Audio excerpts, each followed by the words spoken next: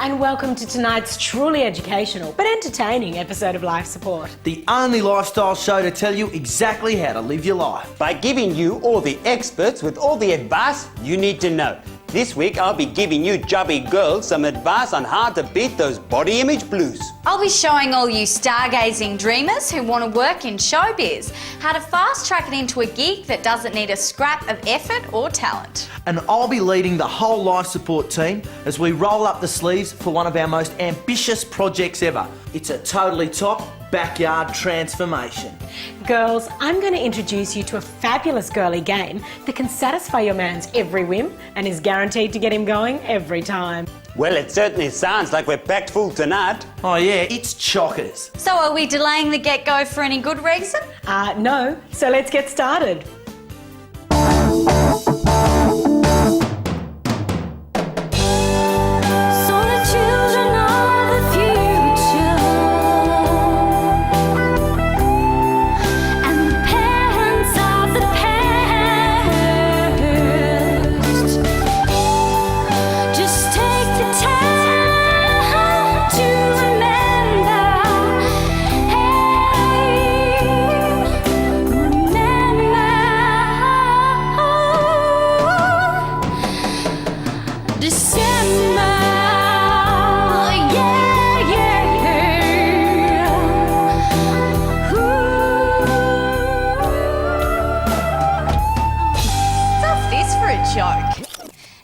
TV talent contests like this aren't the way to fast track it into showbiz. The reason being, they do actually require a bit of talent and they're pretty hard work. But if you want to work in showbiz without actually having to work at it, there is one gig you can get that doesn't require a scrap of effort or talent. So I looked at the guy dead in the eye and I said, "Mate, never on a Tuesday." Stand-up comedy. You can get as much as $80 cash in the hand for just 20 minutes of crapping on. And I'm going to show you how. Now, you might think that getting up and telling jokes is tough, but that's only because you think you have to make up the jokes yourself. Not at all. Just do what most stand-ups do. Head down to your local CD store and plunder the comedy section. Bill Hicks, Lenny Bruce, Anthony Morgan, even Woody Allen. People have been ripping off their material for years. When writers do it, they call it putting it in a new context. Sure, other stand-ups will know, but your very average comedy club audience wouldn't have a clue. Well, there you go. That's my routine all done. Sure, it took a little time, but I'll never have to write it or update it ever again. But look, if you've got an ethical problem with just ripping stuff off, then just make a lot of jokes about drugs or the banks. All pretty safe stuff. But to make it look like you're actually angry about it, then just yell a lot like you can't contain your rage. Sounds pretty lame, but you'd be amazed how many people get away with it. And remember, if you're from any sort of minority group, then just make a lot of jokes about yourself. Audiences love hearing Jewish jokes from a Jew because they can laugh about it without thinking they're racist. And a gay man doing fag shtick is a top way for an audience to enjoy reinforcing a stereotype. Now remember, it doesn't matter if most of your jokes die in the arse and nobody laughs. That's pretty much the norm at most stand-up gigs. Just keep everything low concept and you'll be laughing even if the audience isn't. Now, please welcome to the stage my very funny friend, Penny! Oh yeah, g'day. On them, because it's restricted. My name's Penny and you've been a great audience. And that's all there is to it. Do this a couple of times and guaranteed you'll be picked up by some 2-bit panel program or breakfast radio show where you'll rake in the big bucks just for reading out newspaper or women's magazines. Now that's showbiz. See ya.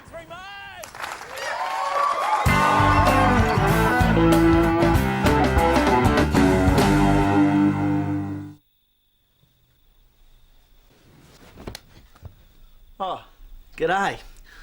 Like most women, my lady friend likes to be cuddled all night long. And like a good man, I like to provide. The only problem is the spooning position makes no accommodation for your arm being laid on. It just lies there being crushed and starved of blood every night. And after a night of cuddling, you can kiss the use of your arm goodbye. Well, Todd's going to show you a way that you can spoon your lady friend for as long as she wants and still be able to use both arms in the morning. This is a typical foam mattress. If you use a spring mattress, ditch it and get one of these. They're much easier to cut. Now, figure out your normal sleeping position. Then simply trace around the arm like this. Now all you need is a sharp blade and cut away.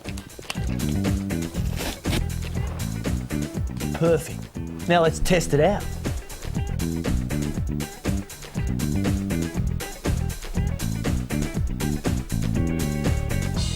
I can't feel a thing. So now you can spoon your lady friend all night long and then be able to get up and build her a house.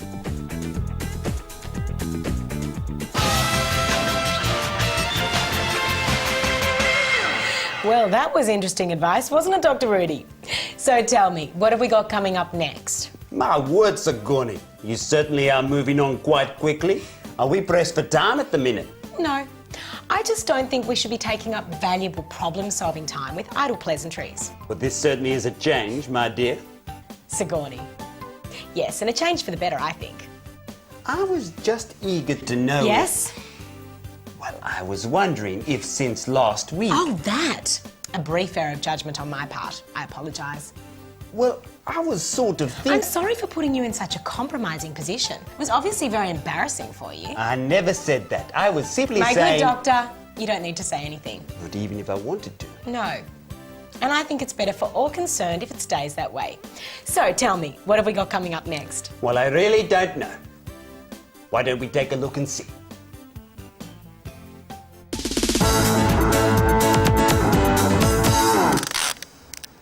In this modern age, it's impossible to get ahead in business without publicity.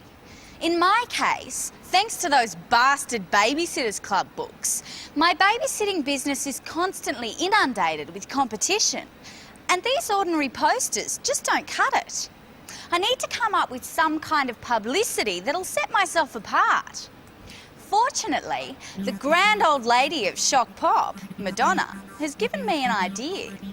If you want to catch the public eye, nothing beats lady on lady love. Yes, I'm talking about girls tongue kissing. The folks can't get enough of it. It worked for Madonna, Ally McBeal, Virginia Woolf, and every second television show. So I know it can work for me. All you have to do is find yourself a willing volunteer. I've asked Rebecca here to help me out. She's got her own reasons for going along with it. Yeah, that's right, Penny. You see, as a soap starlet, I know it's my job to do anything for publicity. So, once you've found yourself a willing publicity whore, all you have to do is employ a photographer and get jiggy with it.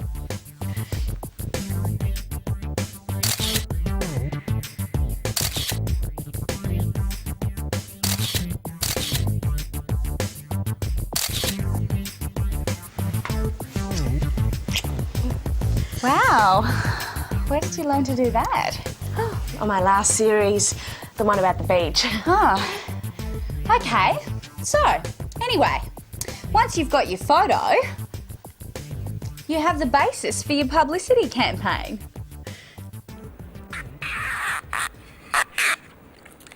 Now that should attract some attention.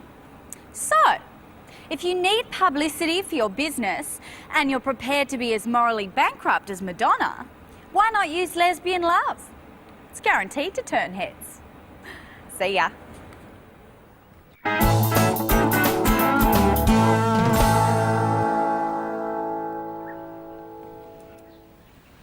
Yeah, g'day.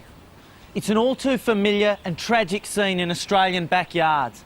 And even though it's law to have a fence around your pool, statistically a kiddie still drowns in an Australian pool every day. Gates can get left open, fences can get climbed, and supervising uncles can fall asleep. But if you take a tip from Todd, then you can avoid further family fatalities at your place.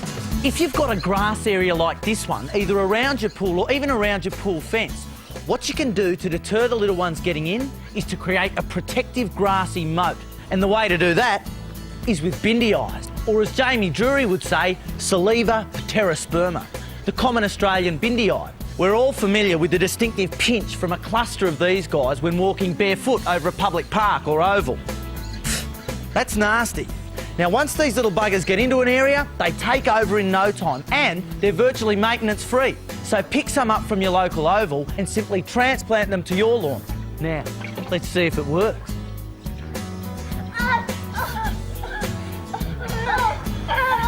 So long as you keep the thongs locked in a safe place, you can decide when the kids go in the pool. There you go, kids. Bindi eye pool protection. It's a little bit of extra effort for that added peace of mind.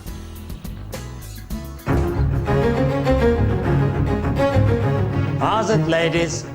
Your body image is an important part of your self-esteem. And unfortunately, not everyone has the body of Elle Macpherson. Or even Mimi. Women like Sula here have to go through life in the knowledge they will never reach that perfect level of attractiveness and desirability. But even people with slightly disgusting physiques need to be assured they are attractive. And against all the odds, it turns out to be possible. The key is to have a prompt. I've just pasted this photo of Sula onto some nameless fatty I've cut from a weight loss magazine. Now, whenever she has guests, they'll inquire about who that is, because people are drawn to the abnormal.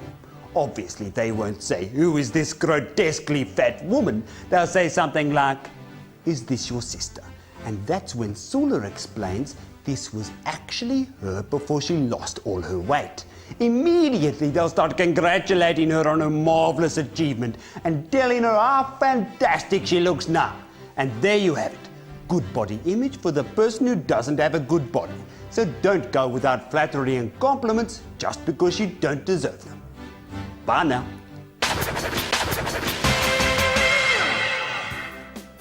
Well, Penny, what a terrific show we're having tonight. So tell me, what have we got coming up next? Well, I was just wondering why you're being a bit cold towards Dr. Rudy at the minute. Isn't everything going your way? Penny, I'm not sure I know what you're talking about. Well, are you giving him the cold shoulder because you want him to take up the chase, or have you just lost interest? Penny, I don't think anyone's really interested in all this. And I thought you didn't know what I was talking about. Well, what's caused your change of heart? Oh, come on, it's been a pretty drastic 180.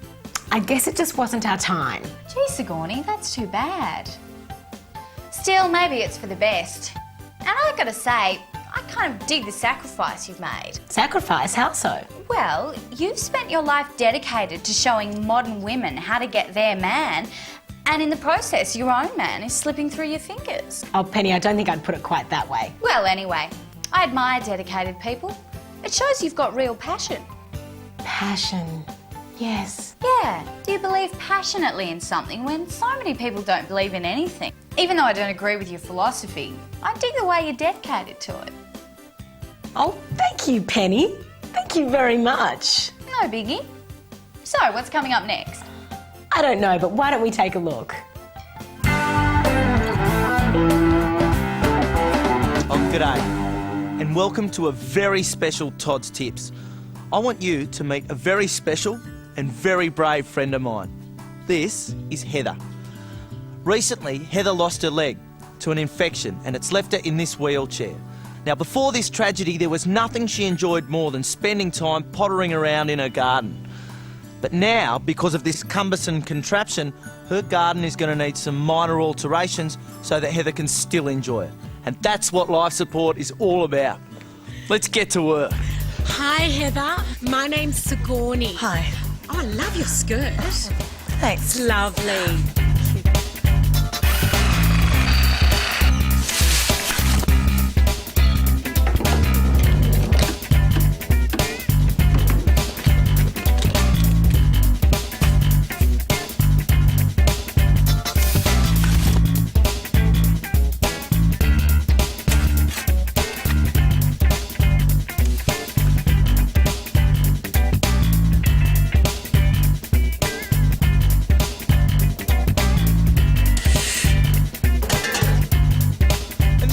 Heather, a beautiful, tranquil and traditional Japanese pebble garden. Thanks, Todd. Thanks, life support. Now, the thing with the Japanese pebble garden is that they constantly need to be raked to form different designs. So, a quick spin in your chair and the wheels will weave the patterns for you. Okay. Well, don't be polite. Get in there and give it a go. So, take a tip from Todd. If you've lost a leg to gangrene, well, that doesn't mean you can't enjoy having a green thumb. Simply take a plan from Japan and pebble your patch. And use some Zen culture to enjoy your horticulture. They milk the system. They love being the centre of attention. Look at me, I'm disabled. You know? They get a disabled pension. They get, parking right out the front of the shopping centre. Why can't we park right out the front? Why do they have to get the parking right out the front? Here in Australia with the government, they've got pension, they get all the privileges, they get more discounts than me, and I'm a student, you know what I mean? With that disabled pension, I mean, you could fucking use that to, anyone's fucking advantage, right? Do I go out and say, give me this because I can't support myself? It's bullshit.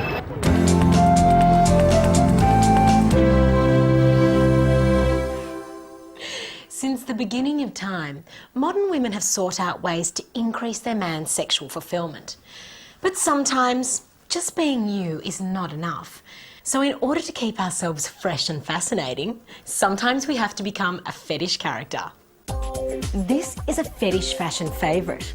She conjures up feelings of vulnerability in a man as he imagines what this naughty nurse would do to him. But sadly, masochistic medical methods are not for my man. The sweet innocence of this frilly feminine fetish makes it one of most men's favourites. But happily, my man says it's far too close to my natural self. The all-over resonance of rubber is often a winner. But frustration comes fast when he realises he can't find his way in. So let's face it, girls. None of these regular fetish characters work all the time, every time. But don't worry, there is a character who knows your man's every desire, knows how to satisfy his every whim, and is guaranteed to get him going every time. That's right, someone he loves more than anyone in the world, himself. Let's face it, if there's anyone guaranteed to get him off every time, it's him.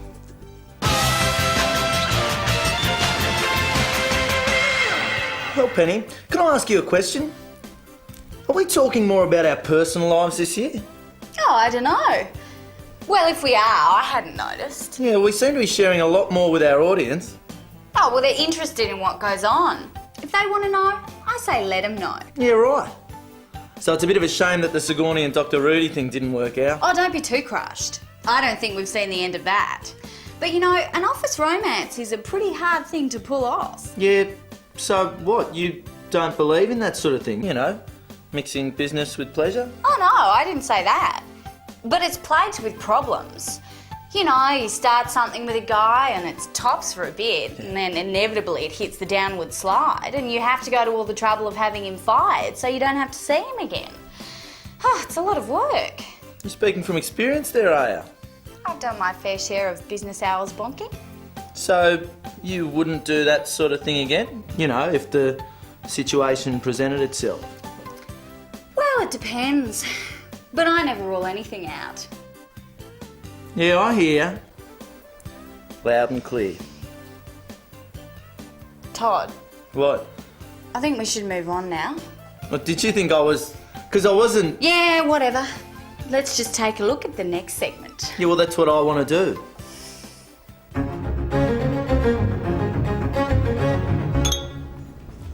How's it? Dr. Rudy here. You know it's hard in these politically correct times to know if you are being chivalrous or chauvinistic. For instance, when you take a woman out for dinner, how do you know if you should pay for a meal or if you are going Dutch? The answer is in the meal she orders.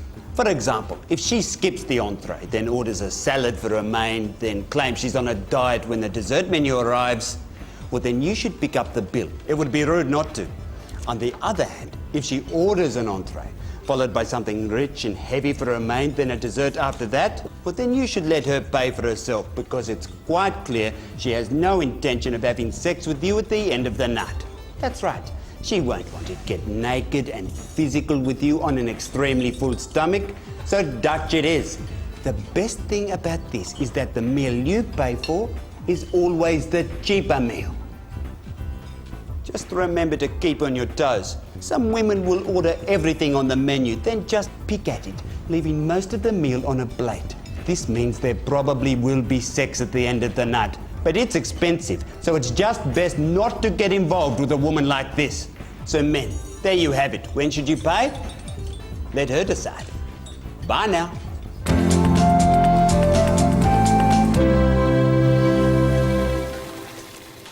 Can I help?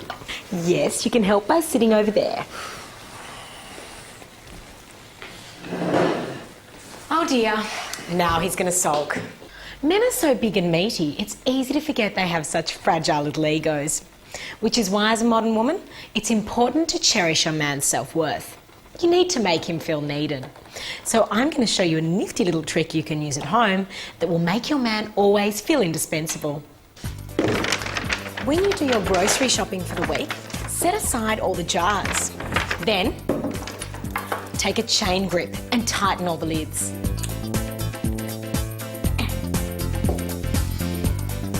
Can I help you with that, sweetheart? Oh, yes, please. I can't open it.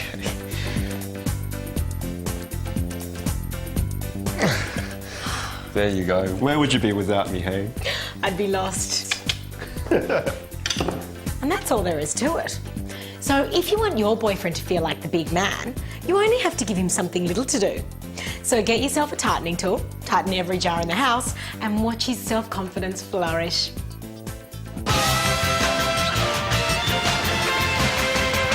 Well, chances are you're going to think I'm lying, but here we are at the end of another episode. As good a reason as any to make bobotti. Oh. What? My word, Sigourney. Bobotti, a spicy South African stew topped with a baked savoury custard. And it smells all right. Yes, it certainly does. Just like my mother used to make, and I know it'll taste just as good. She looks after you, Dr. Rudy. Yeah, spoils you rotten. Excuse me, the bobotti's for everyone. There are no favourites here. Sure. Now make sure you join us next week when your 4 favourite lifestylists return. That's right, because we've got more advice that you won't find on any other lifestyle shows. And you Australians be good to one another.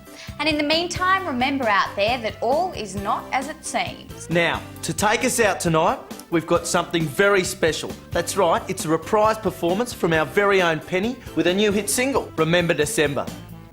Good night, Australia. Our very own little singer buddy. So the children are the future, and the parents of the past. Just take the time to remember, hey, remember December.